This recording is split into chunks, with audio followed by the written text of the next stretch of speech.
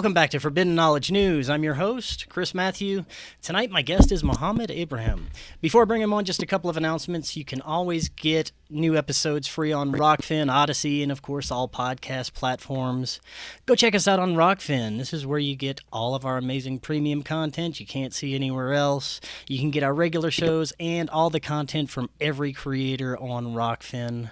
And check out the new awesome podcasts by the Forbidden Knowledge Network, such as Inception, Raised by Giants, Day Zero, Understanding Propaganda, and so many more. You can get them all in one place, our website, forbiddenknowledge.news. And finally, guys, check out C60 Purple Power. You hear me talk about it almost every show. It may be the most powerful antioxidant known to man. You can get C60 for your pets. Your pets can feel great, too. Go ahead and check it out by clicking the link in the description. You can get 10% off your order plus free shipping. See what C60 can do for you and turn your health around today. Today, I want to welcome Mohamed Ibrahim. He is an Egyptologist, hieroglyphics expert, tour guide, and director. Inspired by an equally passionate desire to share his wisdom, he offers a wide spectrum of knowledge regarding the history, arts, literature, and culture of the ancient Egyptians. He has been working as a tour guide and a teacher of hieroglyphics since 2000.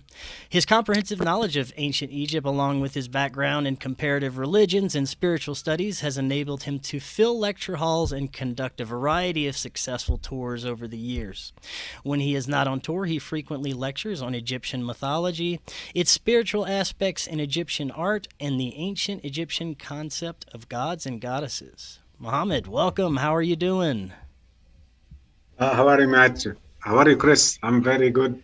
I'm excellent. And Greetings from Egypt. What's that? Greetings from Egypt. Sorry, you were breaking up. Yes, thank you so much. And I had the honor of meeting you at the 2020 UFO MegaCon, where you had a fascinating presentation. It was really one of my favorites when we went to that conference. And there's so many shows and guests that the topic of Egypt and its surrounding mysteries that always comes up, especially on my show. It's one of my favorite topics, and it's such an important place in the extraordinary and magical history that has come out of Egypt. It's one of my favorite things to discuss. And now this is your first time on. I'd love to hear more and the audience tell more about your background and what ultimately led you down this amazing path. Okay, my hometown is called Badrashin. Badrashin, this is one of the cities of Giza Governorate. It's like a small state in Egypt. And when we say Giza, so we are talking about the most famous sites like Giza Plateau, the pyramids of Giza, Saqqara, Abu Sir, Dahshur, Memphis, Abu Jarab. So imagine that the backyard of our house was all of these pyramids and sites and ancient structures. So from a very young age, I was joining my primary school. Like I remember exactly when I was at the fourth grade, I was like 10 years old. Our school took us to a journey to Saqqara. And that was my first time to see the ancient sites. And guess what? My first site inside Saqqara was the Serapeum. Was all the megalithic boxes and the underground galleries. So immediately I felt like there is something very, very important and very ancient is hidden in these boxes or under the ground. Maybe it was like the imagination of a child, but I was very connected to Saqqara. So by time I took the chance and joined every school trip to sites like Saqqara, like Giza. I wasn't attracted to go to the zoo or to the amusement park. No, I was attracted to go to the ancient sites. So after high school, I decided to go to the College of Tourism, where I studied to become a tour guide. And to become a tour guide in Egypt, it is not just a person who speaks a foreign language and can take the tourist in a nice tour. No, tour guide in Egypt is somebody who studies and got a bachelor degree in ancient Egyptian history and language, architecture, and not only ancient Egyptian. And from this, part, I want to make sure that people understand the difference between Egyptian tour guide and Egyptologist. Egyptologist is the one who studied only ancient Egypt. But the tour guide, and that's why I always feel proud to be called also tour guide, that I studied ancient Egypt, Greco-Roman Egypt, Coptic Egypt, Islamic Egypt, and modern Egypt. So all the history of all the Egyptian civilizations. That's why when I talk with you and with many other people, and when I make connections between stories and between evidences, I know what I'm talking about because I studied the chain of civilization, not just ancient Egypt and that's it. And beside this chain of civilizations, I studied ancient Egyptian language, which mistakenly we call it hieroglyphic, because you must understand this is a separate study. When you say Egyptologist, it is not necessarily to understand or to believe that the Egyptologist can understand hieroglyphics or can read it. No, that is a separate study, okay? Because you can spend years studying this and trying to understand the ancient Egyptian language. I was lucky to be a student of one of the giants in this language called Egyptian doctor called Dr. Nuruddin. He passed away 3 years ago. So I was a very good student. I was able to understand the language in a good way, which opened so many gates for me to understand in a better way the meanings of so many Egyptian words and so many Egyptian sentences, because when it was translated into English or French or German languages, the meaning was lost, or let's say the meaning was not accurate. But when I used my the local way to understand the ancient Egyptian, I figured out so many secrets. Like I will give you a quick example. The word Stargate, for most of the academics, and I studied to be an academic, many people will tell you that to believe in Stargates, that is something like very fancy imagination. Yes. But right. When you are able to read hieroglyphics in a good way, you will find a symbol called star. We call it sap, and then another symbol. It's like a door frame or a gate shape. So there is no way to read it something else. It must read as Stargate. Right. And then when you understand that there is something like this is written on the walls of the Egyptian temples, not all of them, few of them in certain spots, then you start finding more details about that word Stargates. Sometimes it is Stars Gate, sometimes it is Great Stargate. So you will be familiar with something like this. Okay, so this is one of the benefits of to be an expert in, or not. It's not a must to be an expert, but at least a good student of ancient Egyptian language. That's awesome. Yeah, I definitely want to get into some of the discoveries you made with hieroglyphics, but I want to start as far back as ancient Egyptian history as we can go. I'm talking pre-dynastic, the most advanced civilizations and furthest back that we can go. How far back do you think these ultra advanced civilizations have gone based on the evidence you've seen and collected over the years?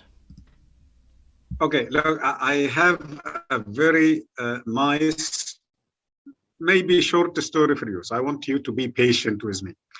If we ask this question to many groups, okay, of researchers and scholars, how old is the Egyptian civilization? So the first group will be the Egyptologist, and will tell you the Egyptian civilization is between 3,500 and 4,000 BC. Okay, based on what? Based on the written history by some of the old writers, Greek writers, and one of the Egyptian priest called Manetone. He lived in the 2nd century BC. So the first group, Egyptologists, will say 3,500 to 4,000 BC. And then the second group will be also Egyptologists, but they had some knowledge with evidences from prehistory and early man tools. So they are going to tell you, no, it will be like 4000 BC to 7000 BC, based on some discoveries for earlier cultures in Egypt. And we found their remains, we found their products, pottery, we found things made out from animal bones and ivory. Okay. If you ask geologists, they will, the third group, they will tell you, no, there was a civilization before 9700 BC. Why? Because they found evidences of the flood after the last ice age on some of the structures like the Sphinx and like some other places all over Egypt. So if you ask other groups, and by the way, there will be also Egyptologists like a Belgium expedition. They were working in the south of Egypt in a place called Nazlet Khater. They found a skeleton. First, another place called El Kobbaniya area. They found a skeleton from 17 to 28,000 years ago. So because of the carbon dating was not accurate, so it was like 17,000 to 28,000 years old. Okay, but the Belgium expedition made, when they found another skeleton at Nazlet Khater near Abydos in the south of Egypt, and they made a very precise examination, and the skeleton is 35,000 years old. And then another expedition, they found a skeleton for a young boy. So the first two skeletons for adults, like 20 years old. The third skeleton was found for a child like 8 years old. And guess what? 55,000 years old. Oh, wow. Okay. So I'm not finished yet.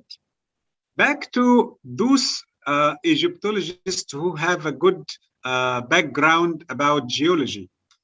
Okay, so I will take you in a big step backwards. They found some tools from flint over the hills and mountains of the Valley of the Kings at Luxor. And guess what? It is 500,000 years old. Oh, wow. Again, 500,000 years old. That's amazing. Okay? Is that the oldest we have? No, my friend, we have older. So I want you to be ready for this great surprise. And I'm about to finish my first book. Okay, oh, and I stated this last information. It was my final information about how old is the Egyptian history, with evidences. So we are not just it is not imagination, because in other cases, I may give you an answer according to star constellations, according to some alignments, okay? But we are talking about what? About physical evidences, okay? Yeah. So according to the Egyptian Museum of Civilization, they have a list of the prehistoric man and his tools, okay? So the pre-last section is the 500,000 years old. Guess what? The last section is 2.3 million years old. Oh, wow. That is extraordinary. Again, it's not me. Yeah. It is the administration of the Egyptian Civilization Museum, or the Egyptian Museum of Civilization. This is a newly opened museum. They made a long list of the tools and the shape of the tools, and they put a big tool from flint, like a big axe, and they say that this is 2.3 million years old. I was in Siwa Oasis 5 years ago. Siwa Oasis, northwest of Egypt. And the Bedouin, our local guide there, told me, I will take you to a special place. And he took me to a place full of fossils. And it used to be like an ancient muddy ground, but the mud is petrified. So he pointed at some kind of footprints. And he told me there was a German expedition working here, and they said these footprints are 2 million years old. I was like in the middle of believing him or disbelieving him, but with the evidence I just told you about at the museum, so now the two stories can fit with each other. So we have now evidences, or let's say verified evidences that there was human lived in Egypt, in ancient Egypt, at 2,300,000 years ago. That's amazing. Now, the skeletons that were found to be 500,000 years or older, were these modern Homo sapiens skeletons, or did they have any strange anomalies? Or No, Homo sapien, yes. Wow, that is great. Mm-hmm. So these were advanced skeletons, and the tools that were found were pretty advanced. I mean, to be able to build an axe, you know, it takes a very good. Now we come to this interesting part. Okay, so do we have any evidence that those people were advanced? Physical evidences, no, but we are using our logic. So let's go back to the first story about the what we call it pre-dynastic, which is 7,000 BC. We are sure that before the dynasties, before King Khufu and Narmer and those kings, there was a group of primitive ancient Egyptians. And those people developed from using mud and pottery and using manual tools till having a huge and good advanced civilization. Okay. According to the timeline, it took them like 3,000 years to develop, right? So how about the 2.3 million years ago? They needed more than 2 million years to develop from using flint stone to use mud or pottery. It doesn't make sense. So you get my point? Yeah. So according to the first example, every 5,000 years, we have a development. If we start from zero, if we are talking of a group of people had zero knowledge, zero civilization, so they need like 5,000 years to develop to become very advanced nation. Okay, so my guessing that every and they're gonna last for, let's say, 3,000 years. So every 8,000 years we have a civilization. And according to the equinox cycle, which it says that the cycle of and this is one of my future topics. I talk about the 5 cycles of the sun. Each cycle is 24,000 years. 12,000 development and 12,000 devolution. So evolution and devolution. So 12,000 and 12,000. So the cycle is 12,000 years. So that is my guessing. Every 24,000, we expect a separate civilization. And that civilization will have 2 parts. Part 1 will be civilization, great civilization. Part 2 will be the curve will go down and decline. Okay, so you can count from now backwards till you reach 2.3 million years ago. So we have thousands of civilizations. So I'm not talking about 1 or 2 or 10. No, I'm talking about thousands of ancient advanced civilizations. Wow, and the possibilities of the technologies that could have been going on throughout those advanced civilizations is fascinating. And that's kind of what I want to get to is the biggest mysteries. One of the biggest mysteries about Egypt is the Giza Plateau and the pyramids and its construction, the purpose for it. And I'd like to get your insights into some of that. First being, you know, what do you believe was the purpose for the Giza pyramid? Look, when you go to Giza Plateau and you see the 3 major pyramids, the first, what we call it, the Great Pyramid, and the second and the third, every component and every item, every angle, every stone is unbelievable. And there is, like, for sure, it must be high technology and great knowledge behind the design, behind the project, behind everything. We cannot claim that these things were made even by our modern civilization. with our modern technology, we are going to suffer too much to finish this project. Yeah. And it will take trillions of dollars, and it will take, like, in my opinion, too long time, more than 50 years. Okay, and we may not get the same result. Okay, to understand the function of the pyramid, we must understand the challenges of building the pyramid. Because I always say the income is always depending on the effort, how much effort you pay. Okay, because if the income is weak, so you don't pay much effort, right? If you work a hard work for just $5, no, it doesn't make sense. Okay, but if they will tell you you're gonna get $5,000, then you will do your best. So to understand the benefit of the pyramid, we must understand the challenges. So we are talking about almost 2,300,000 blocks of stones. Okay, some people say 2,600,000, but I can say totally 3 million blocks, because we are missing so many blocks, especially the casing stone. So 3 million blocks. The average of the blocks is 1.5 tons. Okay, from 1.5 tons to 5 tons. And there are some 70 tons and 100 tons. Okay, so imagine that the ancient Egyptian had to cut and shape and transfer 3 million blocks to Giza Plateau and then built it. Okay, I just feel dizzy trying to do this calculation when you talk about 3 million blocks. Yeah. Okay, and they built those blocks in a very precise way. The chances of mistakes is almost zero.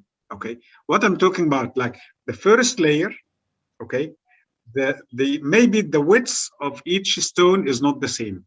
They are not the same widths. Okay, but the height of all the blocks is the same. And the first stone on the right side is the same height of the last stone on the left side, or if we can talk east and west. Okay, this distance is 223 meters. Guess what? If the first stone will be just 1 millimeter wrong or higher, okay, just 1 millimeter. And you know what is 1 millimeter? Just like a scratch. Yeah, yeah. And the second one will be 2 millimeters, which, by the way, accepted in constructions. Okay, that percentage is accepted. So the angle or the line at the end will be 23 centimeters, and will be obvious, a big mistake. Okay, but what we realize that this kind of percentage doesn't exist in the Great Pyramid. The chances of mistakes is like 0.001. Okay, Wow. and the same for the upper course and the upper course and the upper until the end of the pyramid. Going inside the pyramid, there is a tunnel, like there is a door from the middle of the pyramid, going deep under the pyramid, under the bedrock. So it doesn't go only till the base of the pyramid. No, it crosses the bedrock and it goes deeper under the bedrock. So also that is another great challenge. Why that? And that kind of tunnel was made before they built the base of the pyramid or after. So many questions. Okay, and then from that descending passage, there is in the first 5 meters, there is an ascending passage going up. And there is a room in the middle, mistakenly called, of course, the Queen's pyramid, the Queen's room. That is a big mistake. And then another room higher called the King's room. And that one, the last one, is very interesting because it is completely covered from inside with granite. And this is now the blocks I mentioned earlier that weighing 50, 70, and 100 tons. Okay, so we are not talking about the heavier blocks to be on the base, which is like considered as an easier job. Of course, it's not easy at all, but easier job than being in a height like 70 or 80 meters high. How they left these blocks that level? Okay. Yeah. So back to the story of the function of the pyramid. Okay. Sure. If the pyramid was just a structure in the middle of the desert, we would say anything. It could be a tomb, it could be like a vault, could be anything. But no, the pyramid was built in a certain spot. You know what? If this pyramid cannot be 1 meter east or 1 meter south or 1 meter north or 1 meter west, it must be at that specific spot. Why? Because the second pyramid also was designed to be in a specific spot. That's why the main diameter crosses the diameter of the base of the pyramid is the same one crosses the base of the second pyramid. Okay. And guess what? Most of the people will think that maybe it does the same to the third pyramid. It crosses the base. No, it doesn't cross it touches the outer angle of the base of the third pyramid. So again, we are looking to a very restricted design. They cannot move 1 inch forward or back. Okay, and that's why when you visit the second pyramid, you will find that, of course, if you have a good guide and will show you what I'm talking about, that the base of that pyramid or the ground before building the pyramid is what I call it the worst location ever, because it's a sloping angle. So you don't go to a place like this and build your structure. No, you will try to find a wide, flat ground, which is very close, by the way. Okay, a few meters to the west side, there is a flat ground. So why they chose the worst spot and they didn't go to the flat ground? Because the location also is very important. So now we are talking about what?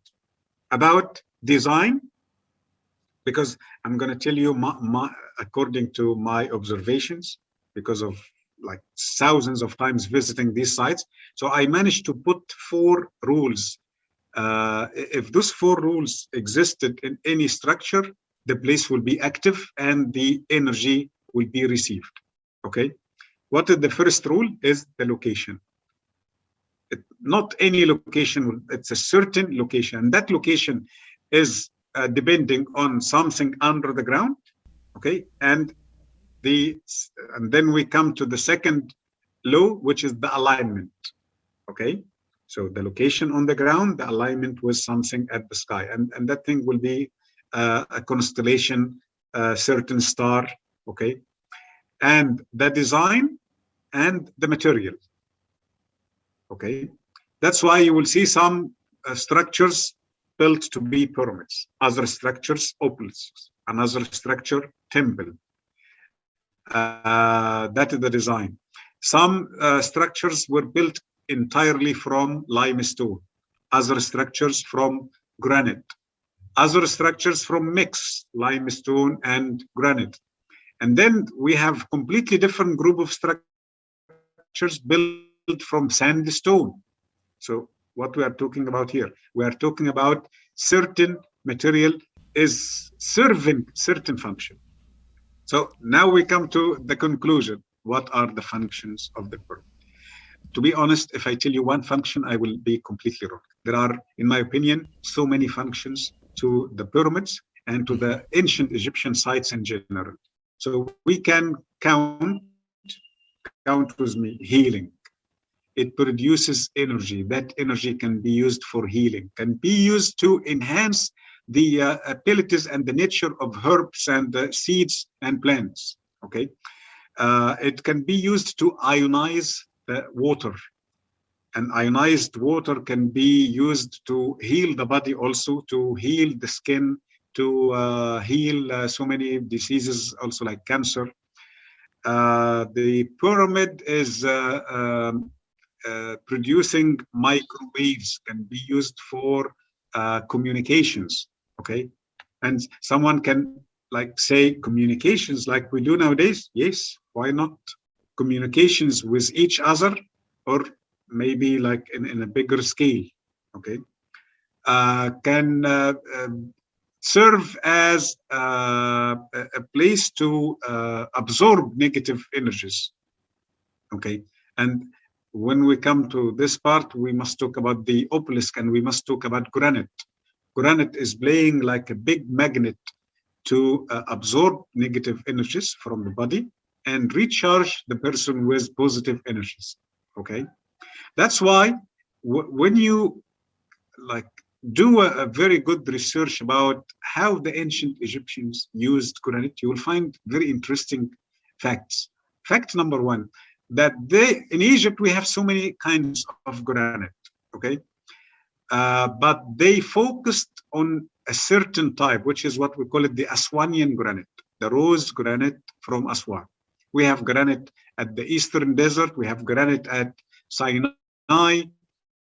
We have also granite quarries at Aswan, but it is not rose. It is black granite or gray granite, but they used rose granite much. Do you know why? Because all the granite, all the types of granite contains crystal, quartz in the molecular structure. But rose granite contains the most, contains from 20 to 60%. So as if rose granite is a big piece of crystal. So that's why they were building their constructions from rose granite most of the times. So that is the reason that we are talking about healing energy because of the granite. Yeah, and I would imagine that the discoveries that are being made right now about the Giza plateau and the pyramid and all the things that you're just talking about, it could be a huge threat to, mainstream big oil corporations. If, it could offer free energy and healing to the world. So I'm sure there are some people that wouldn't want these secrets getting out.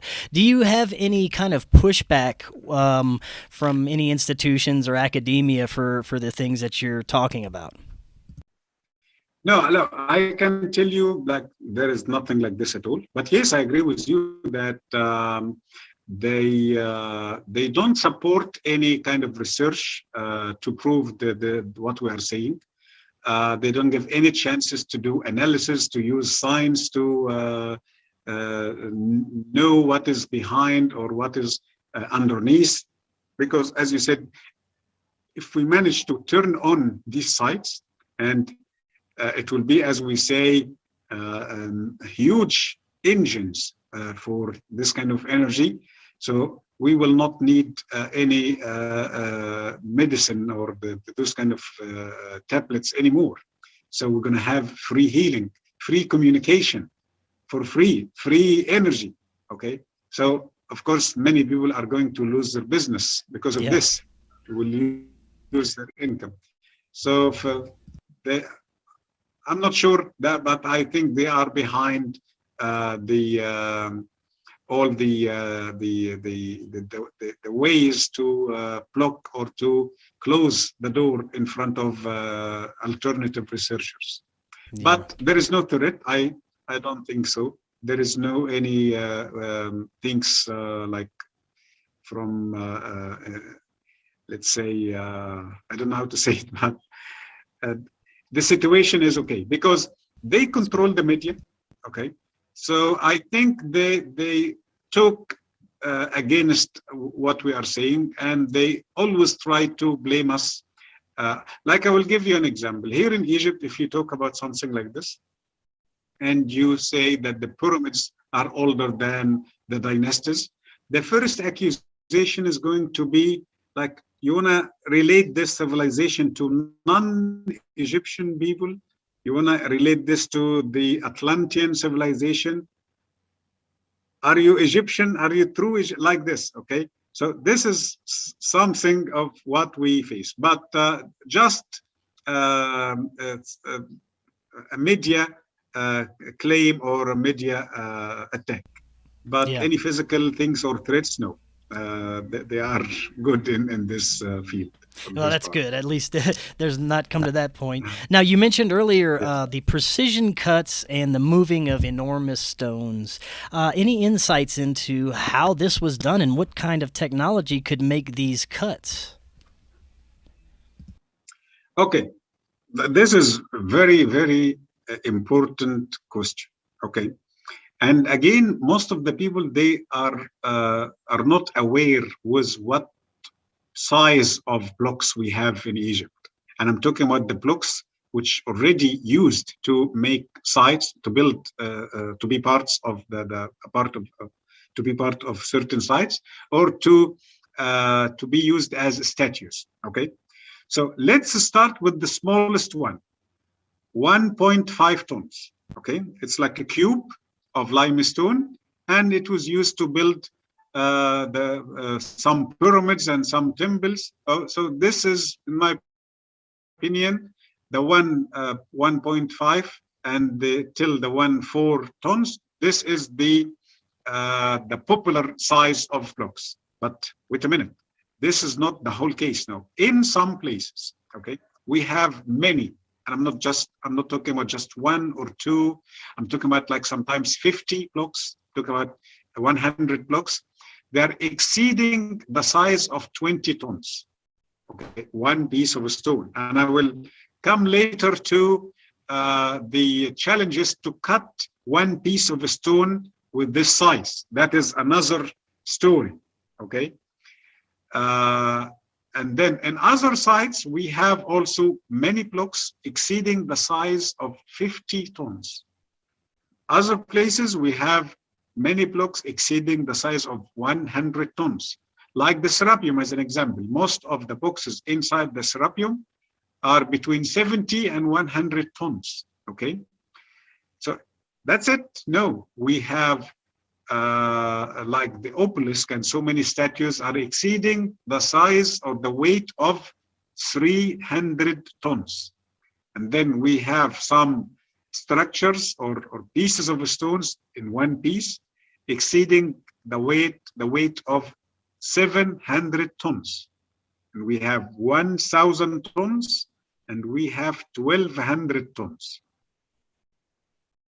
So we started with 1.5. Yeah. Now we reaching 1,200 tons. Okay. So any story I can tell you, or any mainstream story about how they cut and lift and push 1.5 blocks, that kind of small block, okay, accept it. Okay. I don't mind any story. Even 5 tons, no problem.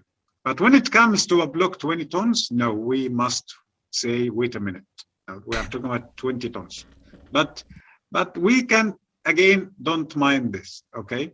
But when it comes to 100 tons, no, 100 tons. Because what are the ways they are talking about? They are talking about a primitive way to push the stone over wood, over like gliders, okay, or sledge, and they have like round pieces of trees.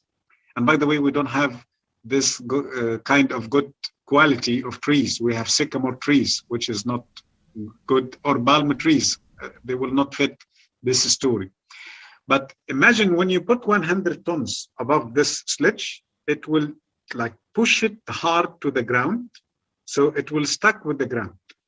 So if they manage to push the sledge, okay, you know, when you push something over sandpaper, it will start losing material. It will be, as we call it, eaten.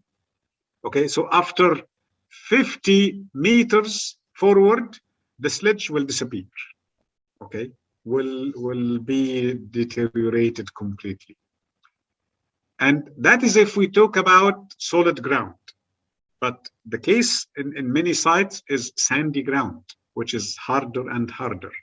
Okay, so with the 100 tons, and by the way, this is not the maximum we have. We have, as I said, bigger and heavier. It will push the sledge to sunk to sink into the sand, and no way to push it forward or backwards. Okay, and even if we agree about this imaginary story, and they finished their trip to the site, okay, and then they built the first course. What about the second? How they lift this piece? What about the third, the fourth? Okay, we need cranes. We need, because no way to talk about using pulleys or using any primitive techniques, because we are not talking about 2 tons or 3 tons. We are talking about 100 tons. Okay, and then the question will be like very good, strong, and very huge when it comes to the obelisk. One long piece, some of the obelisks more than 20 meters long, okay? And it is one piece. You know what does it mean? That, yes, this is granite, but it's still not steel, still not wood, so the molecular structure is not very strong. It is the density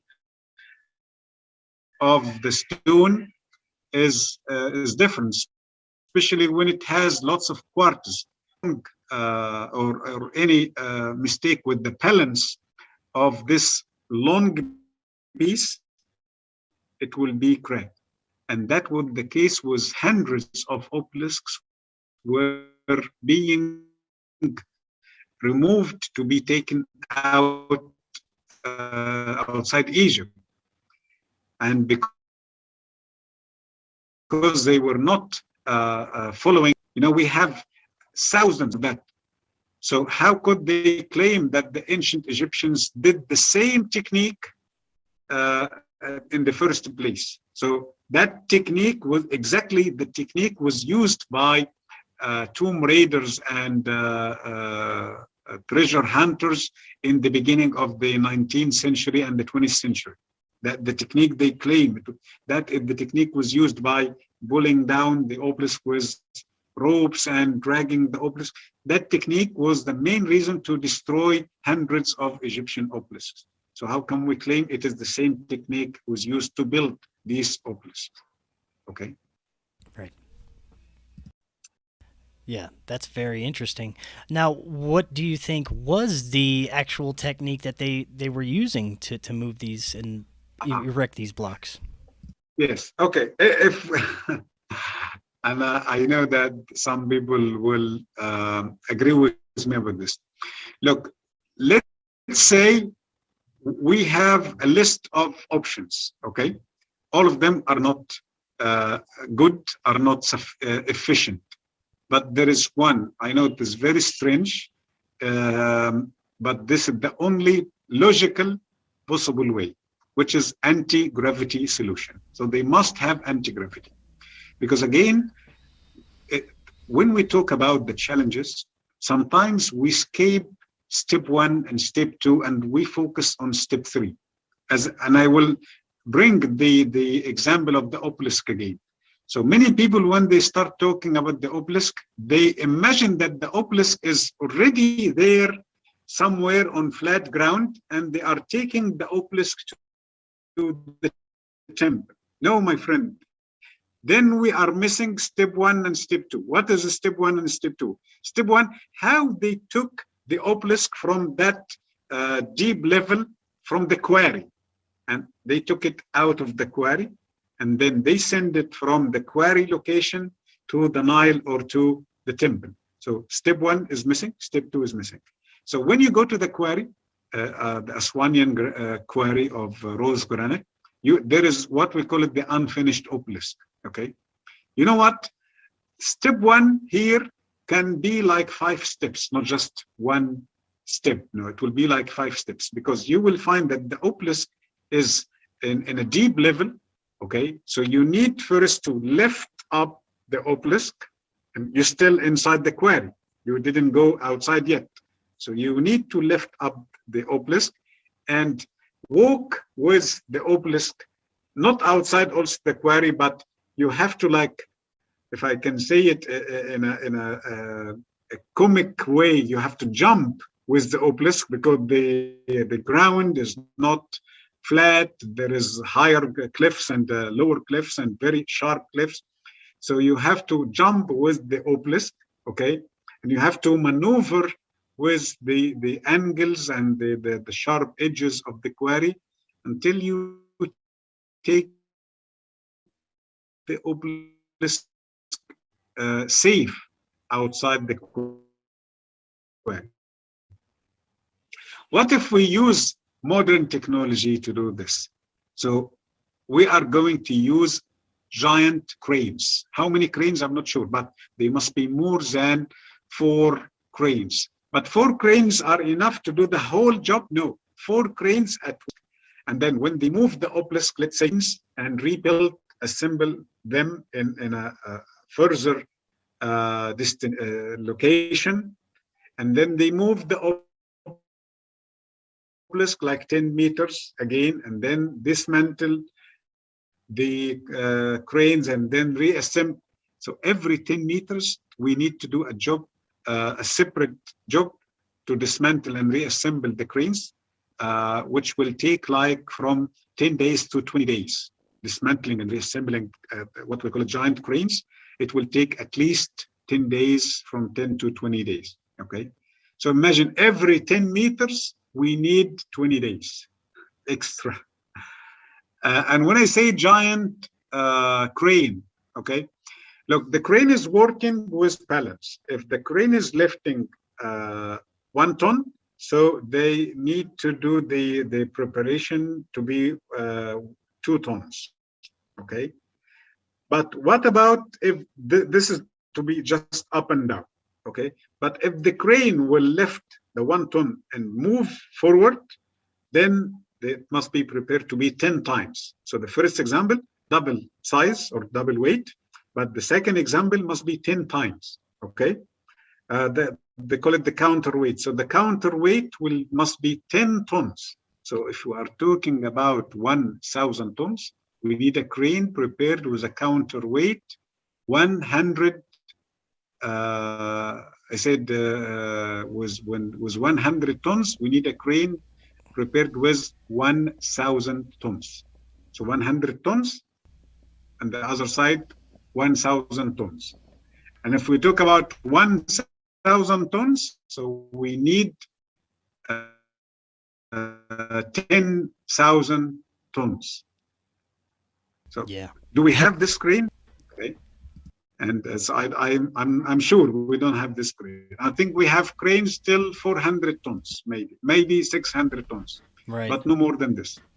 And I can tell you, I was a bear witness to some of the projects are being done in Egypt now, and they are trying to make the traffic easier. So they build some bridges, okay?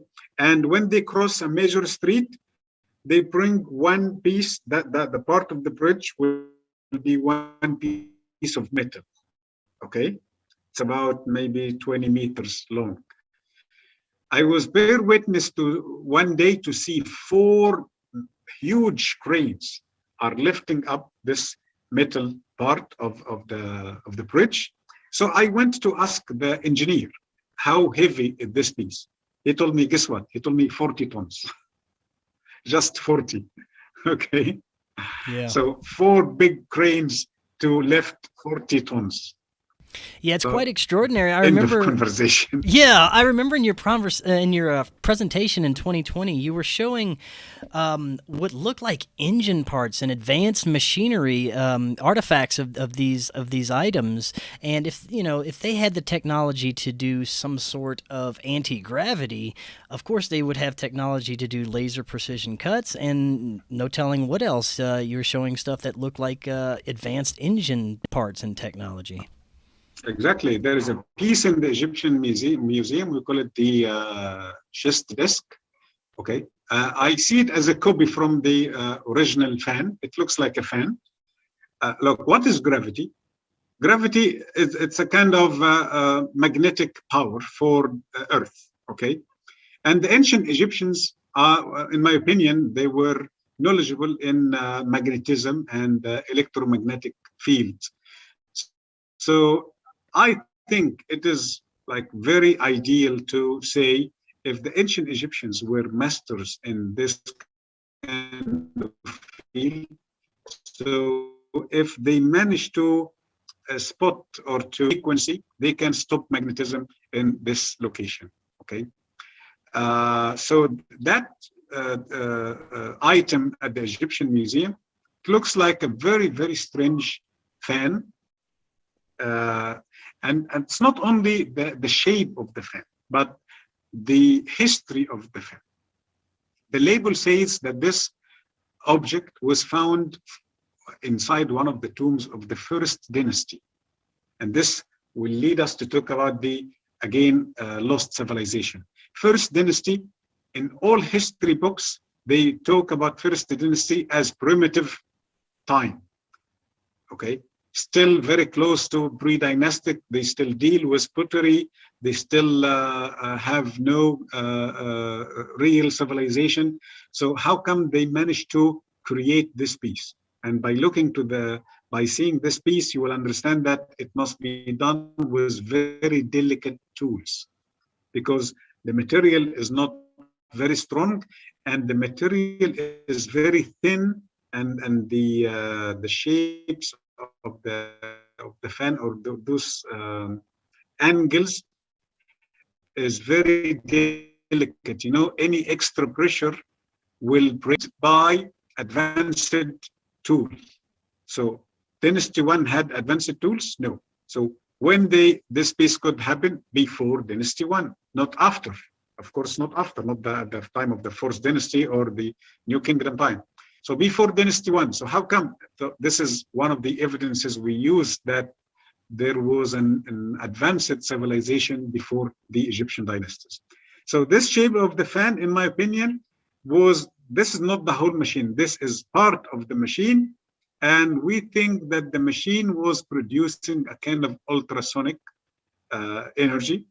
And the ultrasonic or the sound waves was responsible to delete or to stop the magnetism of Earth at certain locations, so they will be able to levitate the blocks or the stones. Man, that is fascinating. I want to get to what you were talking about earlier about the translation of hieroglyphics into basically saying that stargates. Now, there are all around the world, there's these structures that look like doors that go to nowhere on the sides of mountains or built into megalithic structures. Do you think there's some sort of connection there with what could be called a Stargate? Of course. And you know, what you just referring to, like there is one in Peru, that shape of gate is as carving. It is exactly the same design. Okay, so I think that the advanced ancient civilization was not just local to a certain place. No, it was global civilization, and people were contacting each other and communicating with each other. Okay, and I'm not sure what I am response of the audience. I also believe that humans one day, they were not just located on Earth only. They maybe were outside the planet and communicating with each other. Okay, because you will find that the ancient Egyptians were very knowledgeable about our galaxy, and they named Jupiter, they named Saturn, they named, of course, many stars and many constellations, as if this was a very easy knowledge for them, okay? Not just something like fancy and it is not easy to explain. No, they were talking about it in a very easy way, and they were talking about what we call them the deacons. 10 stars appear every day, and they last for 10 days. Okay, and that's why they managed to understand that we have 360 days for the year, because they rotate, and there are 36 groups. So there was a huge subject about universe and about space Okay, so when I say Stargate, no, it is not just a simple symbol or a simple design. No, there is huge data behind what I call it Stargate. That's awesome. Now, you said that we could have possibly had the technology to traverse the stars through this Stargate technology. Do you think that we had the technology as well to reach flight and possibly beyond with what we had at that time? Yes, look, when you think about or when you look to the ancient Egyptian writings, okay, you will find that there are so many things we used to think it is a kind of fancy writings, fancy designs, like when they represent a human with wings, okay, when they represent a bird with a human head, when they represent what we call them the knitters, which mistakenly was explained as the word God. Knitter is not God. Knitter is nature. So that element of nature is power, is energy, but it is not deity, is not a God as they claim in Egyptology. The ancient Egyptians in the writings talk about another type of life. They call it the afterlife. So also in our explanation, we think that this is after death. No, it could be during the first life. So why we call it after death? Okay. If you go to Karnak temple, you will see in the last end of the location of the temple a carving for what we call it gate. And we know the shape of the gate, but this is a very special gate. It is not just one gate. There are 7 gates inside each other. 7 gates. And number 7 was repeated in ancient Egypt many times. And we have what we call it 7 skies and 7 earths. Okay. So as if number 7 is important for portals. Okay. As I told you earlier, in Dandara temple, we have a shape of a gate with many stars, not just 1 or 2. There is a gate on the left side of the door, has, I think, 8 stars. And on the other side of the door, the gate has 13 stars. So we are not talking about just 1 star gate. No, we're talking about 1 gate to many stars. And in other locations, we have 1 star, 1 gate. So that is a gate for 1 star. And then we have, as I told you, at Hatshepsut temple, we have the title Great Star Gate. So that is different from the normal star gate. So we have another star gate, but it is maybe bigger or had great energy. That's why they give it the title Great Star Gate. Some people will tell you, no, Muhammad is saying this in a different way. That was a title for the king. Also is still very interesting how we understand or why they call the king Stargate. So this king was connected with stargates. Maybe not the site, maybe it is the person himself or the knowledge of this person. So either this case or that case, the meaning is still the same. So there was stargates in ancient Egypt. That's great. Of course, I'm not saying or I'm not trying to make you believe or to say that the Stargate, like what we see in movies and people will cross to certain. No, we are not sure yet what is the result or what is the function of the Stargates. But it is something very clear. It is connected with stars. Yeah, and one thing I want to close on today is the gods and goddesses of Egypt. Do you think that these were actual entities, beings that could have possibly been from the stars? I know a lot of this is based on astrology and astrotheology, but do you think that some of these gods were real beings, entities? No, I don't see this way because according to my observations and studies and my personal observations and beliefs, the word knitter is the origin of the word nature. And I can see that the ancient Egyptian were masters in watching every natural element and trying to see the effect of this element, the good effect and the bad effect, and how to use the good effect and how to avoid the bad effect, or maybe later in the dark ages, how to attack their enemies with the bad effect of this kind of energy. I will give you an example. The sun. You will find that we have a name for a god called Ra. Ra, the sun god. Okay. But most of the people who also don't have a good idea about the hieroglyphics and they don't read all the labels in a good way, we have another sun god called Atum or Atom.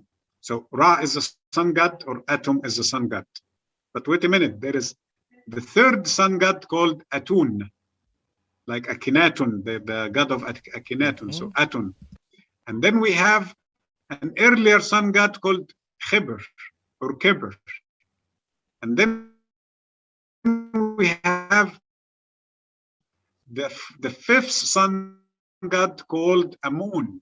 All of them, so they are not the sun gods, they are aspects of the sun. Khibr is the sun during the morning, Ra, the sun during Khibr, the sun during the dawn time, the sunrise, Ra, the sun during the moon, the morning, Atom during the noon, Aton during the afternoon, and Amun during the sunset.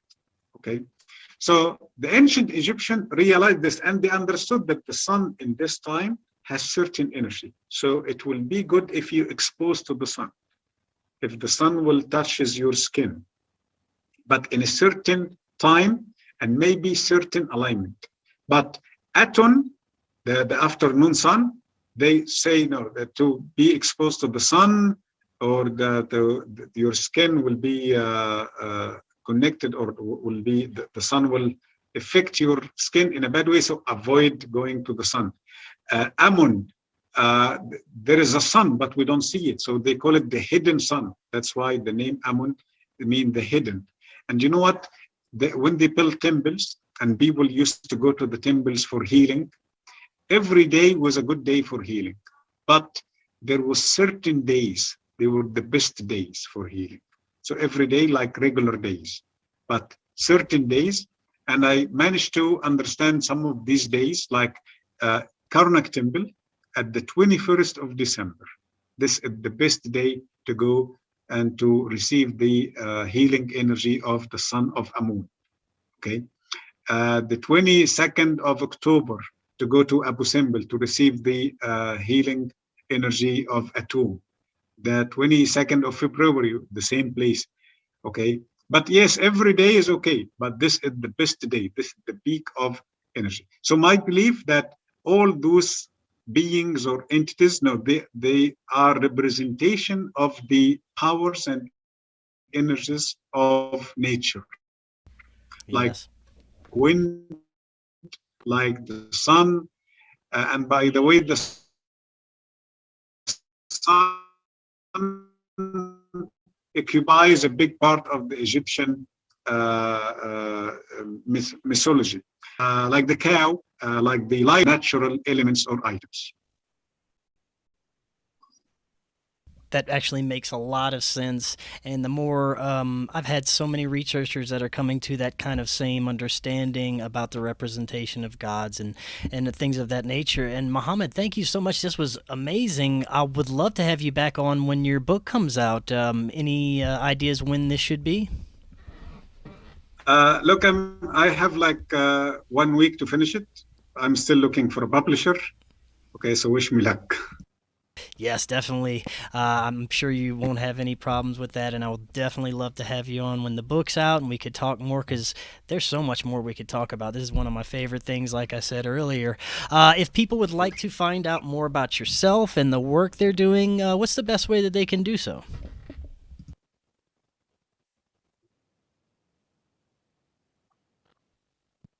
Look, there's a group called Guide of Egypt. Oh, yeah, you were frozen up. You were frozen up there for a couple of minutes there. Just start over after I asked you that. Okay. They find my group at Facebook called Guide of Egypt, and my website is beautyegypttours.com. Perfect. Mohamed, thank you so much. Like I said, fantastic information, and we'll definitely talk again very soon. You are welcome, Chris, and it's an honor to be a guest in your show. Yes, sir. It's an honor speaking with you. And until next time, everyone, have an excellent evening, and we will definitely talk again tomorrow.